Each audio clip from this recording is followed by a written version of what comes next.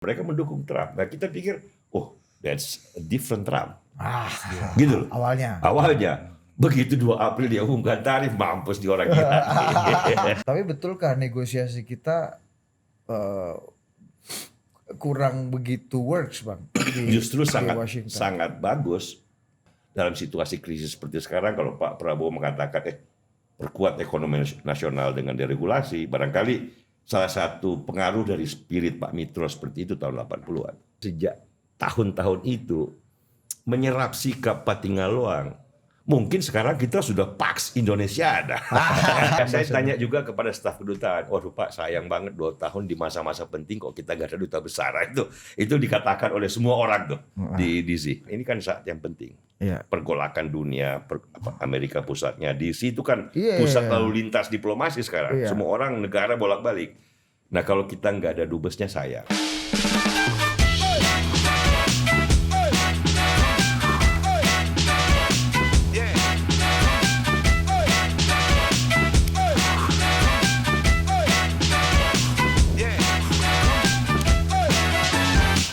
Menarik Cina semakin ke Amerika. Semakin universal. Amerika ini kan sebagai simbol universal. The end of history kata Fukuyama gitu loh. Bukan kita mau pro Amerika apa enggak Amerika kan, ide universal manusia kan kita. Tapi abang melihat nggak bang? Maksudku gini, ini seperti percakapan kami dengan Gus Ulil Absor Abdallah, sahabat abang beberapa waktu terakhir, yang memang merasa bahwa kayaknya liberalisme dan kebebasan di Amerika yang kemudian menjadi algoritma kebenaran di dunia, ini memang udah relatif kebablasan. Dengan sampai pada tahap itu kan kritik terhadap sebagian liberal yang agak bablas yang wokisme itu. Kalau itu kan bukan core, karena liberalisme bukan partai, bukan aliran. Dia tadi konstitusi, semangat yang tercermin dalam konstitusi Amerika. Dan itu dianggap kebenaran bersama. Ya, kebenaran bersama. Dan itu ya kemudian kan dalam setiap zaman kan selalu ada Demokrat, Republikan, ada yang kebablasan lah ya kayak McKinley akhir abad 19 yang proteksionis. Orang kayak Trump kan datang 100 tahun sekali lah kira-kira dalam sejarah Amerika itu kalau kita mau gampangkan gitu.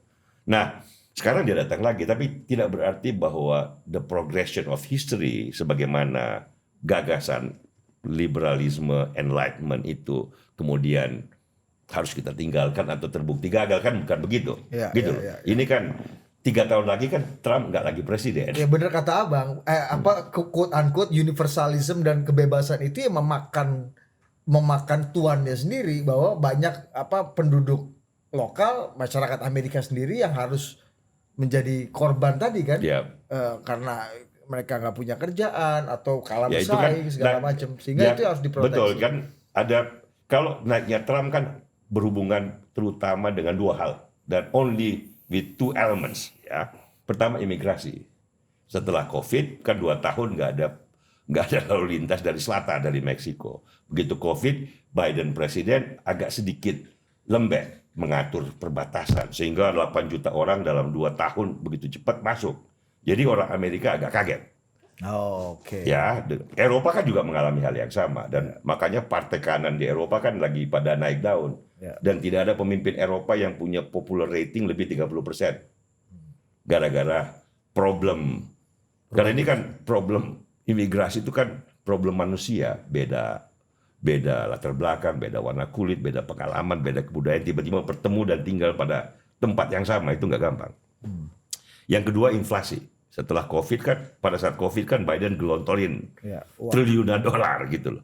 Ya inflasi dong. Harga telur mahal, harga mobil bekas mahal, harga apartemen mahal. Seperti sungai ini bang kan. Ceritanya Wijoyo. Jadi intinya kan bukan soal konsep besar enlightenment dan liberalisme. Itu sasaran antara aja yang harus dijadikan alasan. Bahwa wokism itu adalah aspek yang agak ekstrim yang kebablasan dari satu sisi liberalisme ya. Kayak misalnya apa inclusivity, apalagi itu kan juga itu katanya. Itu wokism itu bagian dari itu. Tapi kan itu temporer. Dalam sejarah kan ada Dulu pernah ada McCarthyism. Iya. Dulu ada lagi Charles Lindbergh yang pahlawan muda yang menyeberang Atlantik, nyetir pesawat sendirian, kemudian bilang kita pro Hitler, kita harus isolasi. Itu kan ada aja Kegilaan-kegilaan itu. kegilaan. Justru karena dia negara bebas, dia ada periode di mana mereka menghadapi tantangan seperti itu, mereka berhasil keluar lagi dengan lebih baik, kan membuat mereka lebih tumbuh, lebih bagus terus.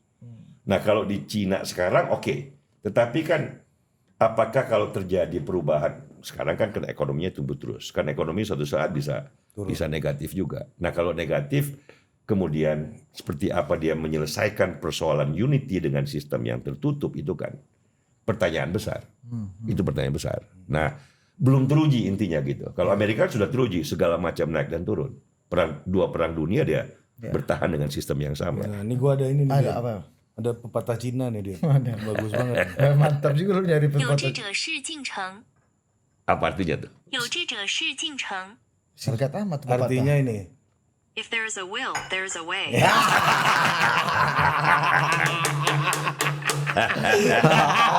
Paten kan? Itu kalau itu ketika 2008 Bang Celi placement di acara Metro Singwe nih ya kan. Apa coba lagi tadi cepat lagi apa? Mantap kan? Itu filosofi hidup tuh, Bos. Iya. 有志者事竟成。 Artinya If there is a will, there is a way. Abang belum tahu kan, belum pernah tahu kan, Bang. Iya. Mantap kan pepatah Cina ya kan? Ya ternyata Cina bahasa Mandarin kalau dikasih jiwa interes tadi bagus juga jiwa. Itu yang mengagumkan pada Cina adalah kemampuan adaptif dalam teknologi yang cepat sekali. Itu mungkin karena peradaban tua juga. Tapi cepat sekali. Bang, kalau ngelihat Trump sekarang Bang ya, yang mencoba ini menghentikan dirinya juga Amerika sebagai polisi dunia, superpower. Misalnya ibu saya cerita kemarin baru ternyata Jadi ambasador raksasa yang sedang merasa kecil. merajut, merasa kecil. Merasa kecil. Ya, ternyata nyokap gue itu Ri, itu temennya Ibu Kamala, ambasador US di Jakarta Yang udah mundur ya? Mundur. Dan ternyata dulu dia berkarir lama di Jakarta, Bang, sebagai political political section.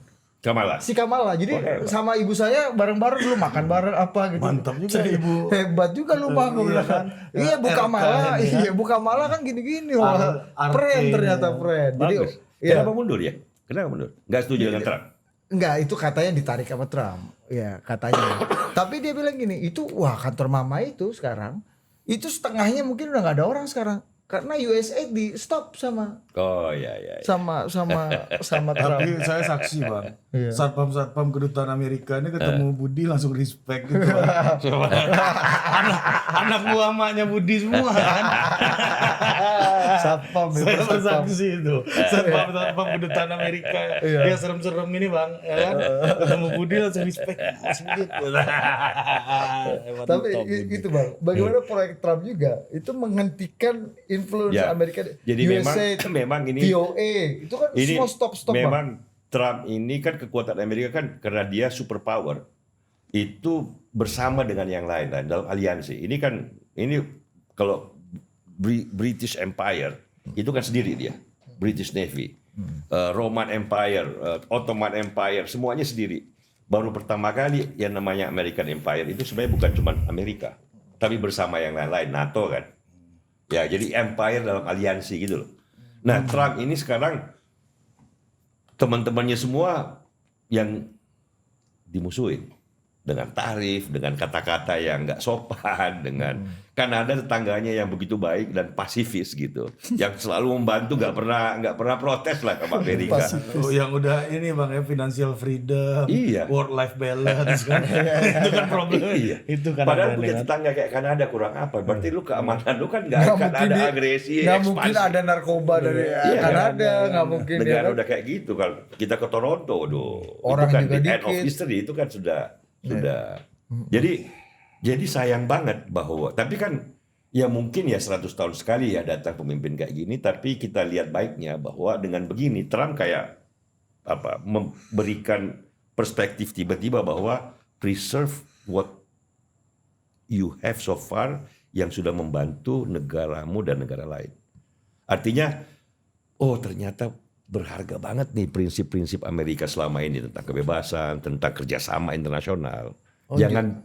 Jangan biarkan dirusak oleh orang seperti Trump di masa-masa mendatang gitu loh. Justru Trump yang memberikan Iya kan? gambaran itu. Jadi dia datang, kata Henry Kissinger, orang seperti Trump dalam sejarah kadang-kadang muncul to break all the pretensions. Jadi pretensi-pretensi yang ada dia telanjangin dulu. Supaya kita tahu, oke, kalau gitu kita harus jaga yang benar-benar mulia dari Amerika yang ada gitu, dari dunia yang ada. Gitu. Meskipun kalau dengerin ceramahnya Bang Celi itu awalnya sangat optimis. Saya kira semua orang karena kan kita punya pengalaman dengan Trump yang pertama. Iya, karena Trump 2016 itu beda dengan Trump 2024. Nah, gitu kan. Ada Tech Bro, ada Elon Musk. Iya, gitu kan. Itu yang membuat 2016 nggak ada, kan? abang lebih Itu optimis. Iya. Ya karena waktu itu ternyata terbukti kalah kan Bang. Yang mana? 2000 Trump yang lama kan kalah. Ya, tapi kan menang dulu kan, kalah sama Biden. Iya, Tapi kan abang kan Trump yakin yang betul. pertama itu nggak ada tuh Tech Bro, ini kayak orang kampung naik tiba-tiba gitu yang kejutan gitu. Kayak Pak Jokowi dong. Saya nggak tahu itu kan. Jangan terpancing, Bang. Tapi yang tahun 2004, 2012 kemarin dia menang itu kan didampingi oleh Elon Musk, didampingi oleh dia perhatikan kan ada Jeff Bezos, ada Tim Cook dari Apple, ada orang-orang yang memang mengagumkan karena mereka lah yang mengubah dunia dalam 50 tahun terakhir kan, mulai dari laptop, personal computer, internet, handphone, Digital commerce of chamber segala ini, macam. Mereka yang ubah. Kadin digitalnya Amerika ini. Iya. Kita kan Dan mereka bersama Trump. Iya. dan mereka hadir dalam pelantikan Trump, mereka mendukung Trump. Nah kita pikir, oh that's a different Trump, gitu loh. Awalnya. Begitu 2 April dia umumkan tarif, mampus di orang gila. Ternyata sama aja. Ternyata bukan cuma sama, much worse. Much worse. Kalau tahun 2016 tarif yang 1,5% cuma jadi 3%. Oke? Yang 2 April kemarin dari 3% jadi 25%, jadi 50%, jadi kalau untuk Cina 140%, gila gak? Iya. Itu kan a different degree of order gitu loh, gilanya itu. Tapi buat kita nih, Bang. Dan kata-katanya itu loh yang kepada Kanada, kepada Eropa, kepada Jepang kan, loh, Jepang Korea itu kan masih ada perjanjian security di mana tentara Amerika 50.000 di Jepang. Di Korea Selatan jaga perbatasan dengan Korea Utara masih tentara Amerika. Di Jerman 50.000 tentara Amerika masih di sana. Ini kan modal besar Amerika dalam mengatur dunia gitu loh. Itu dimaki-maki dengan cara yang agak rendahan, jadi membuat orang tersinggung aja. Iya, tapi cara diplomat kita, Pak Mitro baru, Pak Syahril baru, Pak Agus Salim baru, Pak Koko baru, yang ada Pak Erlangga di situ, ada Bu Mary Pangestu, ada Bu Ani misalnya.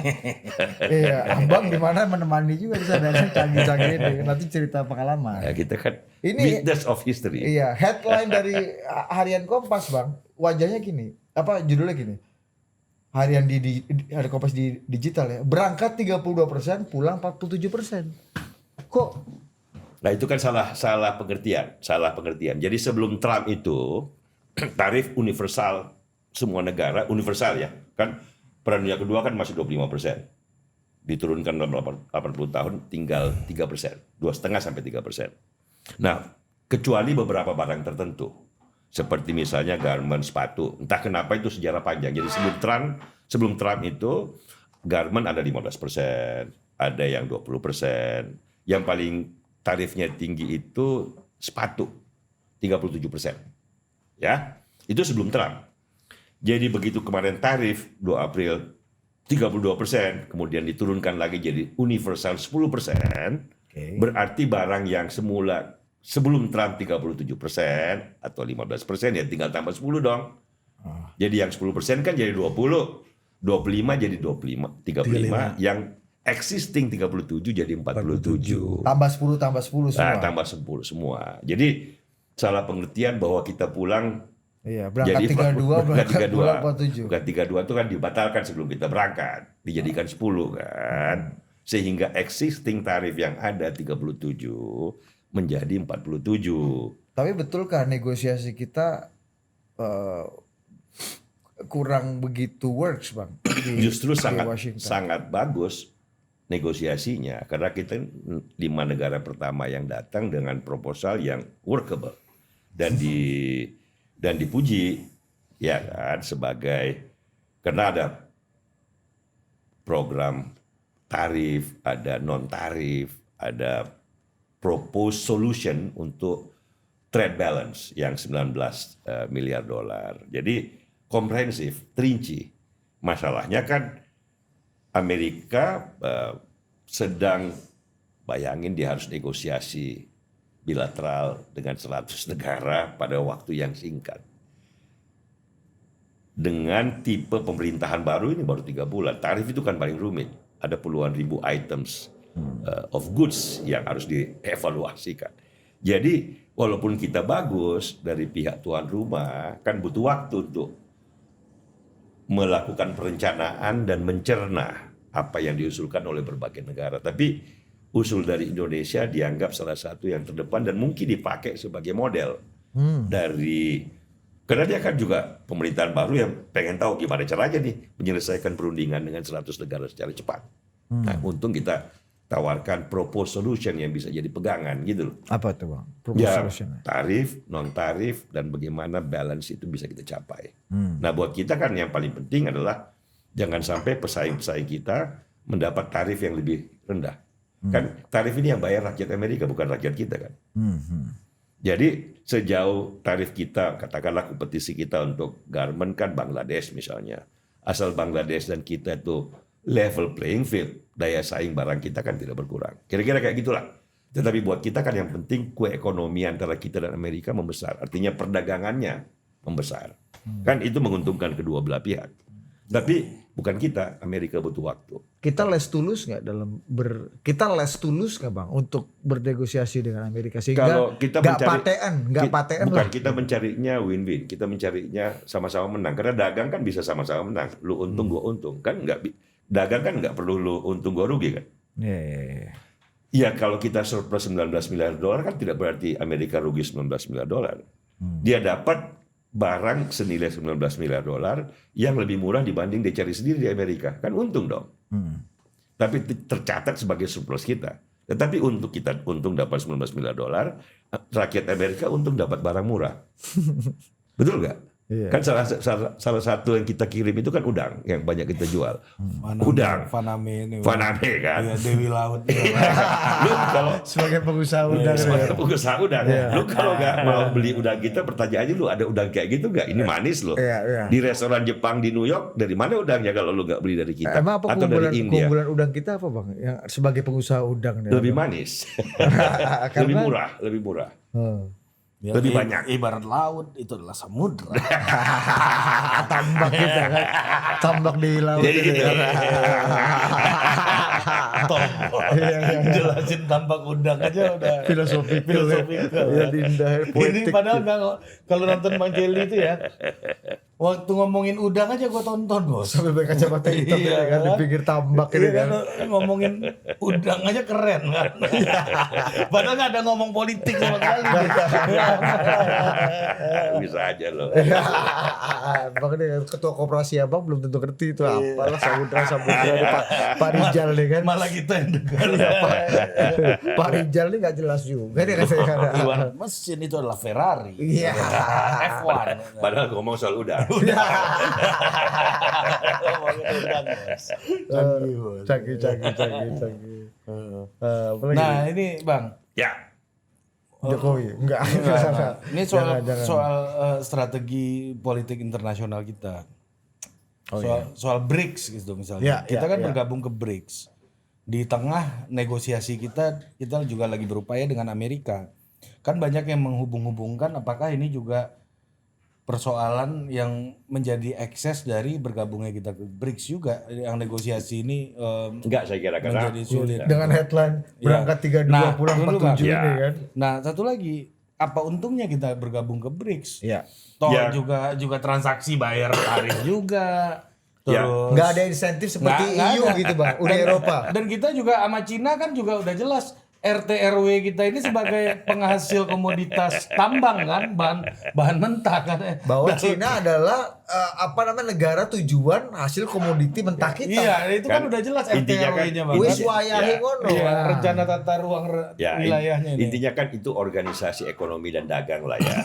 Dan bagi kita pragmatis saja. Semakin banyak ini kan multipolarity lah. Kalau kita mau pakai itu. Itu gitu. bukan masalah ilmu hitam ilmu putih itu. Bang. Bukan lah, karena itu kan kalau kita bisa dimudahkan berdagang dengan Cina, dengan Brasil, itu kan maksudnya itu kan kita bisa lebih baik lah. Kan bukan cuman itu, kan macam-macam organisasi. Ya kita di ASEAN juga penting. Kan kita ada free trade dengan ASEAN. Nah itu kan. Jadi kita nggak usah mengungkung kita pada saat ya politik bebas aktif udah paling benar. Secara posisi kita, lokasi geografi, dan preferensi pribadi kita kan gitu. Kita kan persilangan sepanjang sejarah kita kan, pengaruh Cina, pengaruh India, pengaruh Islam kita terima, kita campur, kita makanan kita gado-gado, pecel. Jadi udah cocok Campur-campur. dengan dasar kebudayaan kita gitu loh. Makanan yang paling enak di Makassar itu nasi campur. Nasi liu kalau di Jogja itu nasi rames gitu. It's okay gitu. Jadi kita jangan kita memang Bhinneka Tunggal Ika. Dasarnya kan kita lalu lintas pergaulan dunia. Nusantara kan pulau di antara dua benua gitu. It's okay. Malah bagus buat kita. Kalau kita terlalu fanatik pada satu jurusan, biasanya kita Tapi apa manfaatnya? Ini kan bisa merangsang Amerika untuk marah sama kita dan nggak menguntungkan, Bang. kan kalau waktu itu kan bukan Ditandain, Amerikanya. lu temenan sama itu. Kan gitu aja, Bang. Apa ini kan Oh, ini dinda-dindanya Bang Celi nih. iya, itu kan nggak bisa, nggak ada Nggak, yang waktu masa kita gabung BRICS kita santai-santai aja sama Amerika kan nggak saya juga kira pasti. pada Amerika kan sebenarnya kalau Amerika mau decoupling dengan Cina kan tidak berarti kita juga harus decoupling dengan Cina. Kan dia juga nggak, walaupun Trump ngawur tapi nggak bodoh banget dalam pengertian itu kan nggak mungkin juga. Jadi tidak ada paksaan juga dari Amerika untuk kita hanya satu sisi. It's okay, mereka mengerti kok. Yang tujuannya kan kalau mereka mau decoupling dengan Cina itu kan lebih kepada beberapa industri strategis Amerika seperti microprosesor, besi, aluminium yang strategis ya. Kalau urusan kirim tekstil, kopi, udang, urusannya apa dengan geopolitik sebenarnya? Kan ini kebablasannya Trump aja. Jadi sejauh urusan kita dagang dengan Cina kan banyak hal yang tidak berhubungan dengan barang-barang strategis geopolitik gitu loh. Iya kan? Jadi nggak ada soal dengan BRICS, dengan ASEAN, bukan itu problem dalam negosiasi kita kemarin. Oke. Simply sekarang Amerika sedang repositioning. Mereka lagi butuh waktu untuk mempelajari berbagai proposal. Tapi kita gabung yang BRICS datang. itu menurut Abang banyak gunanya. Saya nggak bisa bilang banyak apa nggak banyak, baru BRICS juga belum jelas kan maunya apa. Gitu. Ya karena nggak jelas itu, Bang. Iya. Makanya orang bilang Ya apa karena nggak jelas ya manfaatnya. nggak apa-apa, gabung nggak gabung kan nggak terlalu relevan juga untuk sekarang kan. Gitu loh. Karena kan di situ ada Cina, kita sudah berhubungan dengan Cina kok. Ada Brasil loh, kita sudah sahabat, sudah dagang sama Brasil kok. India. Ada India, apalagi India. Kita surplus malah dengan India. Di pasar baru aja banyak kan. Ya makanya Iya. nggak usah ada BRICS juga orang India juga jual kain. Gitu. Jadi apa Sama persisnya? raket, jangan-jangan raket tenis abang beli juga di toko-toko olahraga India ini kan. Di negara. Jadi apa persisnya BRICS itu dalam existing condition ya kita tunggu aja. Kita nggak bisa bilang konyol apa nggak konyol, buat kita bagus-bagus aja, multipolarity kan. Ngapain kita nyudutkan diri sendiri kalau ada organisasi, toh juga apa sih biayanya bagi kita kan nggak juga. Iya. Jadi it's okay sebagai pilihan. Iya. Kalau ASEAN itu penting karena itu kan ada kaitannya dengan kawasan. Kan itu mutlak itu. Kita anggota PBB, kita masuk OECD bagus, kita dapat standar internasional kan yang membuat kita lebih gampang menjadi sumber investasi, masuknya investasi karena parameter benchmarknya itu sudah universal. Di saat justru Presiden Trump membawa Amerika ke anti multilateralisme. Iya, tapi kan, itu Bang? kan Trump. Tapi sebelum Trump 80 tahun ini kan WTO, GATT itu kan ada ekonomi semakin convergent, semakin menganut kaidah yang universal. Abang percaya sekali ya Trump nggak akan menimbulkan Kan Trump tinggal 3,5 perubahan. tahun. Ini kayak Apalagi pemilu tahun depan 1,5 tahun lagi pemilu Amerika loh. ini kayak Deutschland Empire ini ya bang, yang Singkat. yang sangat singkat ya bang. Sangat singkat. Abang percaya itu ya? Saya Amerika kira akan ya. kembali ke basic. Amerika terlalu kuat, terlalu dalam dan terlalu kayak tadi kan sejarahnya panjang. Masa diubah fundamental oleh Donald Trump dalam waktu yang singkat? Saya kok nggak yakin. Dia serevolusioner itu. Iya kan, ini oke, revolusi dari dalam pemerintahan yang sedang mabuk gitu. Tapi apakah dia mengubah karakter pemerintahan Amerika secara jangka panjang? Saya agak ragu itu.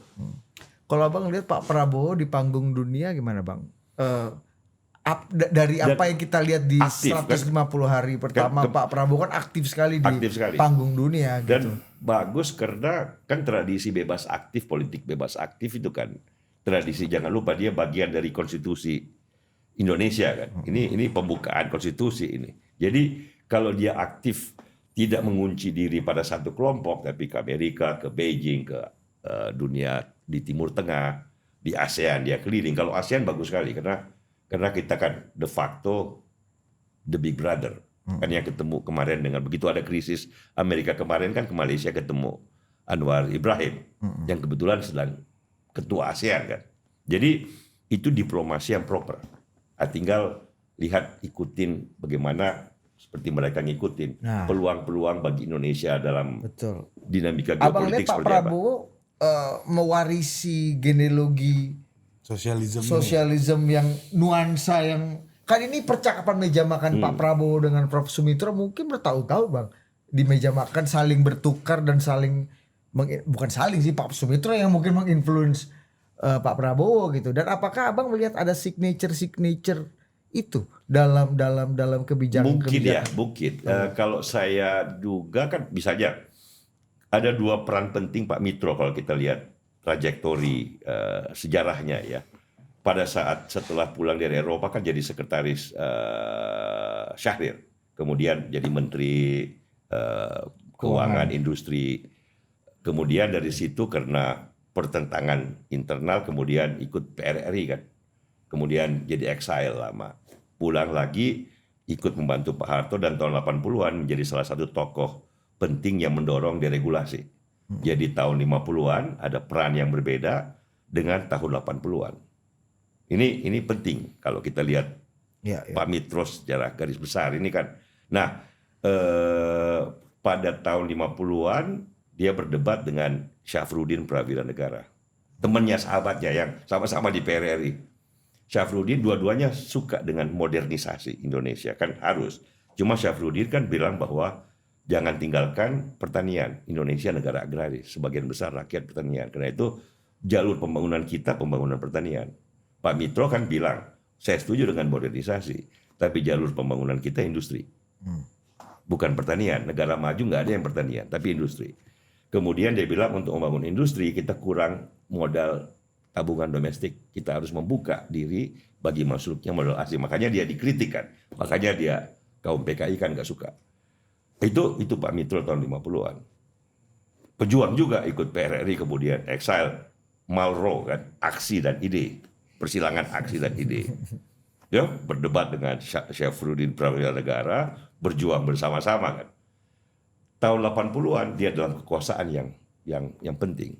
Membantu teman-temannya Pak Wijoyo yang lebih muda, yang mahasiswa-mahasiswanya dulu yang dia kirim ke Amerika dapat beasiswa Ford. Dan dia berperan menjadi bapak intelektual deregulasi. Setiap tahun seminar ekonomi nasional tuh dia berpidato menyampaikan gagasan pentingnya ICOR, pentingnya efisiensi, pentingnya memisahkan masalah keadilan dan efisiensi. Itu Pak Mitro. Soal kebocoran. Ya, kebocoran. Nah, mudah-mudahan Pak Prabowo mewarisi itu kan.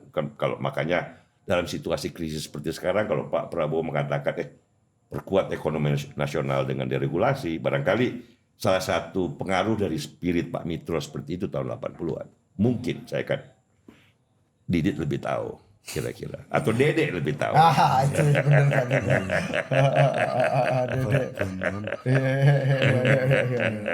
Tapi harusnya ada lah ya. Mudah-mudahan. Iya. Dan penting tuh Bang untuk tetap untuk punya trajektori dan akar pikiran dan gagasan ini, karena pemerintahan harus dipimpin dengan gagasan kan, seperti kata Abang kan tadi, bukan hanya langkah-langkah pragmatis kuda, Ya dengan tapi gagasan maka pemerintahan bisa ahead of the curve kan, bukan didesak oleh peristiwa kemudian hanya respon, tapi mengarahkan peristiwa itu menuju ke satu titik tertentu, tujuan tertentu. Kan itu kekuatan di situ. Kalau tidak kan pemerintahan hanya oke, tiba masa tiba akal, ada peristiwa respon, ada peristiwa respon. Jadi tidak memberikan arah. Nah, untuk memberikan arah kan perlu ide, perlu visi kan orang. Visi, ide. Nah, supaya visinya bisa diterima bukan hanya bagus secara teknis tapi juga inspiring secara ideal. Nah, itu kan penting. Supaya yang disentuh juga cuma aspek kognisinya tapi aspek hatinya juga. Iya, jiwa dan raga Jiwa ini dan tadi raga. Bang, ya. Jadi udah. Udah. Ya jadi gua waktu kita di Lisboa kan, kita bertemu lah dengan salah satu diplomat Indonesia di sana, Bang. Ya, sahabatnya Bang Celi juga. Iya, dia bilang gini. Pak Dubes. Iya, bukan, ada diplomat Ada anak lagi? buahnya. Oh, yang anak Makassar. Iya, yang Anak Makassar. iya, Bugis ini. Hardi, kan. iya. Hardi Bugis ini dia bilang begini.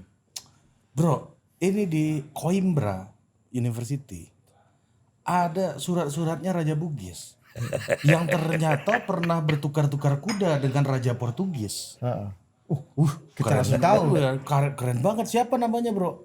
Karaeng Pati Kalangowang. Oh, ini Bang Celi punya barang. Lu adalah orang kedua yang menyebut nama itu. Selain disabarkan, telah disabarkan. Tokoh. Dan hampir saja disabarkan. Menjadikan Mau nama- mengusulkan bahwa Karaeng Patingalongong adalah nama perpustakaan nasional. Iya, walaupun agak sulit orang mau kemana. Karaeng Pati Kalangowang. Makin orang gak ke perpus lama-lama Bang. Coba Bang, apa hebatnya Karaeng Patingalongong? Tokoh sejarah Nusantara kan beragam. Kita sedang dengan pahlawan yang melawan penjajah. Kita kan tahunya Sultan Agung. Ya, yang berani Gajah melawan. Mada. Bertukar-tukar kuda gitu Ya, katanya, Bang. Canggih sekali Bang. Tapi kalau Patingalong kekuatannya bukan di situ. Patingalong. Kekuatannya adalah dia tahu pada saat Eropa datang menempuh perjalanan begitu jauh, begitu lama, pasti ada kelebihannya. Kita harus pelajari kelebihannya. Iya. Apa kelebihannya? Ilmu. Ya, teknologi. Makanya permintaan Patingalong waktu itu kepada Belanda, Inggris, dia tahu, dia ceritakan ada Galileo Galilei, ada teleskop bisa lihat Jupiter sekarang. Dia bilang kirimkan saya satu. Newton melihat cahaya dengan prisma, kirimkan saya satu. Ada buku-bukunya, terjemahkan buku-bukunya. Jadi dia menyerap itu dulu dengan berkata bahwa kalau kita mau kuat, kalau kita mau lebih dari mereka, pelajari kekuatan mereka, yaitu apa? Ilmunya. Ini kan berbeda dengan tipe pahlawan kita yang lain yang melawan, berjuang, menolak. Iya kan? Kita punya banyak pahlawan, kita harus angkat topi, tapi kita juga harus punya pahlawan seperti ini yang menghargai ilmu. Yang mengatakan bahwa kemajuan kita nih, orang Bugis, Makassar, Nusantara, hanya bisa dengan ilmu pengetahuan. Dan pada masa itu tuh Bang. Ya? Dan itu kan 1630, pada saat Sultan Agung berperang melawan Belanda di Batavia. Dan kalah. Karaeng. Karaeng Patingalong mengatakan serap dulu ilmu mereka kalau mau kuat. Gitu. Nah, kita butuh dua. Sebenarnya tadi revolusi kan, ada bersenjata, kekuatan lapangan, ada intelektual. Ada raganya, ada jiwanya. Ada raga dan jiwa. Sayangnya sejarah Nusantara, sejarah kita tidak cukup memberi tempat bagi orang seperti Karaeng Patingalong. Dan bagus Bang, cerita Bang Celi gini Bang. Gue baru tahu orang Bugis itu ternyata menjadi pemeluk Islam. Itu juga dipilih secara dipilih secara demokratis oleh Itu Karaeng. ayahnya Karaeng Patingalong. Siapa? Namanya Arum Matoaya. Mantap ya. Ini nama-nama Bugis yang indah didengar ini. Zaman itu kan ceritain, peralihan. ceritain. Kita kan dulu Buddha, Hindu kan. Kalau di Bugis Makassar dulu nggak masuk tuh Majapahit, makanya Buddha, Hindu nggak masuk. Yang ada agama tradisional. Nah, Ini pada di saat Bugis ya, Bang? Ya, di Makassar, Bugis Makassar kan. Pada saat pelabuhan Makassar udah rame, ini masih Karaeng Patingalong tadi masih muda, masih baru ayahnya kan, Arum Matoaya namanya. Dia lihat, oke, kalau gitu ada Islam, ya kan? Arab, India, Gujarat itu kan India tapi Islam. Berdagang. Berdagang ke Pelabuhan Makassar, ada Belanda, Inggris, Portugal. Dia bilang, kayaknya kalau kita mau maju, ini orang semua dari berbagai belahan dunia. Kalau kita mau maju, ini kita harus melihat, menyerap agama mereka yang baru. Kita nggak bisa lagi bertahan dengan agama tradisional orang Bugis. Ya kan, masih animisme, masih paganisme lah kalau dalam bahasa literaturnya gitu. Oke, cuma yang mana? Mau Islam apa Kristen? Kan itu dua aliran besarnya kan waktu itu. Yang Kristen waktu itu kan gua sudah takluk oleh Portugal. Portugis ya. Aceh Islam, ya kan? Ya kalau gitu kita gini aja, rapat dengan kaum bangsawan. Nanti kita dengarkan dulu. Ini kan intelektual juga nih. Kita dengarkan dulu. Matoayang bilang, kita dengarkan dulu pimpinan masing-masing, agama masing-masing. Baru kita pilih baik-baik. Beauty contest. Beauty contest. Bukan masuk gagasan, argumen. Mana agama yang paling masuk akal? Iya kan, dikirimlah undangan ke kerajaan Aceh, minta ulama yang bagus, beritahu kita apa itu Islam. Dikirim ke gua, minta pendeta yang bagus, pastor yang bagus, apa itu agamamu. Gitu loh, kirim undangan. Ditunggu yang datang kembali ulama dari Aceh, memenuhi undangan. Mungkin karena gelombang tinggi di Selat Malaka, dari utusan Goa nggak datang, utusan Portugal. Karena Mataya bilang rapat sama bangsawannya, kalau gitu mungkin sudah takdir. Kita Islam aja, yang datang cuma mereka. jadi sejarah orang Bugis jadi Islam. Apakah itu karena gelombang laut dan angin di Selat Malaka yang menentukan atau apa kita nggak tahu. Tapi itulah takdir. Itu takdir. Misteri takdir itu di situ. Tapi jadi kalau saya bilang sama teman-teman saya di Sulawesi, ya kita jangan terlalu fanatik juga pada agama, karena ini kan prosesnya kan bukan teologis, bukan apa, ini kan mungkin karena angin ribut aja di Selat Malaka gitu loh. Beauty contest dan keinginan Bang untuk mengkonteskan ini. Tapi keterbukaan jiwa kan, menurun pada anaknya Patingaloang. Dalam ini keterbukaannya bukan pada agama, pada ilmu, knowledge, pada perbedaan. Dia nggak menolak by per se ya, per se dia tidak menolak warna kulitmu beda, asal usulmu beda, dia nggak nolak. Dia lihat pengetahuanmu apa. Di saat waktu itu Raja-Raja Nusantara masih lagi sangat mau perang, mau melawan segala macam, dia bilang inferior. Ilmu pengetahuan, ilmu kita pesan aja. Waktu itu raja-raja Eropa aja masih menolak Galileo. Kan Galileo problematik di Eropa. Iya. Ada raja di Nusantara, ada raja di Nusantara yang mengatakan, Galileo itu berharga. Kita minta dikirimkan teleskopnya. Kan itu teleskop pertama yang melihat bulan di Jupiter kan. Ada 4 bulan di situ. Nah, raja-raja Eropa sebagian masih menolak. Raja Nusantara sudah berkata bahwa hebat itu orang. Ya kan? Kita pengen belajar ilmunya, terjemahkan bukunya. Maksud saya, kalau kita sejak tahun-tahun itu menyerap sikap Patingaloang, mungkin sekarang kita sudah Pax Indonesia ada. Apalagi kita punya Moro Jambi ini Bang ya, sebagai pusat pendidikan. Itu Moro Jambi kan lebih tua dari Borobudur. Iya, dia tahun 600, tahun 500 gitu. Borobudur kan tahun 800. Iya. Dia pusat ilmu pada saat India sedang menjadi pusat ilmu. Orang Cina belajar ke India, Stanfordnya ada di situ. Palo Alto-nya ada di situ. Palo Alto-nya di situ. Nalanda namanya. Orang Cina yang mau belajar Sanskerta, bahasa Sanskerta dan agama Buddha, agama Hindu, dia mampir dulu ke Moro Jambi belajar bahasa Sanskerta. Jadi kita menjadi jembatan bagi ilmu pengetahuan. Gitu loh. Kan oke dong, kita punya tradisi itu. Mungkin tanpa sadar Patingaloang meresap tradisi kayak gitu. Karena cerita mengenai kita pusat tradisi intelektual dunia ini kan nggak banyak juga Orangnya kita bisa kekuasaan, kita kan tahu, di mana. sampai dari sekarang kan kita tahu sudah berapa lama bahwa kekayaan sebuah bangsa kan bukan karena dia banyak minyaknya, emasnya, atau gunung peraknya, tapi karena dia kreatif, dia adaptif. Nah orang seperti Patingaloang, orang seperti pendiri dari Moro Jambi, mengerti bahwa dimensi intelektual itu penting bagi kemajuan. Itu yang nggak diteruskan oleh Hayam Wuruk atau generasi setelah itu, Pak. Sayang, walaupun di Hayam Wuruk kan ada tendensi intelektual juga kan, Prapanca, Tantular, ungkapan Bhinneka Tunggal Ika kan lahir dalam periode itu di mana para sastrawan, para intelektual mau mendamaikan sekte-sekte Hindu dan Buddha yang bersaing gitu loh. Makanya Tan Tular bilang kita berbeda-beda namun satu jua. Bineka Tunggal Ika gitu loh. Canggih. Pati ngelawang. Mati kalau. Jadi saya dikasih tahu sama Hardi bang, anak Bugis di Lisbon ini diplomat kita. Oh iya dia, Iya. betul. Iya, abang aku nganterin di sana orang puang celi gitu ya.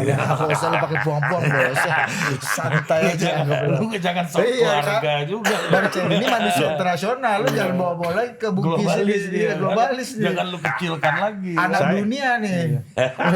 Lu mau Anak semua bangsa. Bang. Iya, lu mau tarik lagi Iya, kan ke Makassar ini kan. Children of nation, all nation ini Iya, ya. lu mau tarik lagi ke Parepare ya kan. Ada sebuah bangsa itu bagus tuh. Iya, Bagus tuh. Anak sebuah bangsa, jejak langkah rumah kaca. Ya, tapi yang jadi film cuma Bumi Manusia. Ya. Oke, Sasik ya bang ya. kita akhiri. Oke. Kita sering-sering lah bang ini abang luang Boleh. waktu lah kalau gitu. Iya, Kan kita seneng bahas. juga, Bang. Politik baku tipu ini kan capek juga Purnawirawan ingin memakzulkan Gibran. Pak Tri Sutrisno kenapa ikutan kan capek juga bang. Tapi Hasan Hasbi mundur, hari ini ikut sidang kabinet itu kan, waduh. Enggak, Ya kan asik lah. fakta-fakta. Ada masing-masing. Beda, kan mungkin bahas sama Bang Cili maksudnya. iya itulah bang menariknya kan. Dan tadi Karaeng Pati Ngalawang ini menjadi opsi pilihan inspirasi kita dalam the formation of the state Ya, kita kan. nation state formation Iya, kita nation- kan perlu pahlawan-pahlawan. Iya, Perlu sumber-sumber ide yang bisa membuat ya kayak tadi kan di Amerika ada Thomas Jefferson. Iya, seperti di Bang Amerika kenapa juga. Sultan Kan itu Hasanuddin? kekayaan. Bang kenapa Indonesia ini kayak teman saya amat ini Ya. anak Betawi bang. Dia taunya dari Makassar Bugis ini Karena yang bertempur. dari Ya, dari Sulawesi jadi Selatan. itu kan Hasanuddin aja Hasanuddin generasi setelah Pati yang Kaloa. jantan dari timur ini. Nah itu kan oke lah pahlawan melawan Belanda kan oke. Tapi kan kita juga harus punya pahlawan yang bukan cuman melawan atau tidak melawan. tapi secara menyerap fisik. menyerap Menyerap mengisi jiwa. ide, Ya. inspirasi Terbukaan tentang ini ya. ilmu. Iya. Kan penting. Masa pahlawan kita yang cuma berantem? Ya, bertempur mati juga kau. Wah, tanda kamu Jadi darah kita yang harus makan punya cacing kau. Amerika kan punya George Washington, Jenderal Perang. Itu Tapi kan tempur dia juga. juga punya Thomas Jefferson. Kan orang kayak Syahrir kan mengatakan oke, Panglima Nasution penting, tapi tanpa diplomasi, tanpa membujuk lewat ide, kita kan juga sayang ada satu kaki kemanusiaan ini yang hilang gitu loh. Nah ini perlunya kita melihat sejarah kita secara lengkap.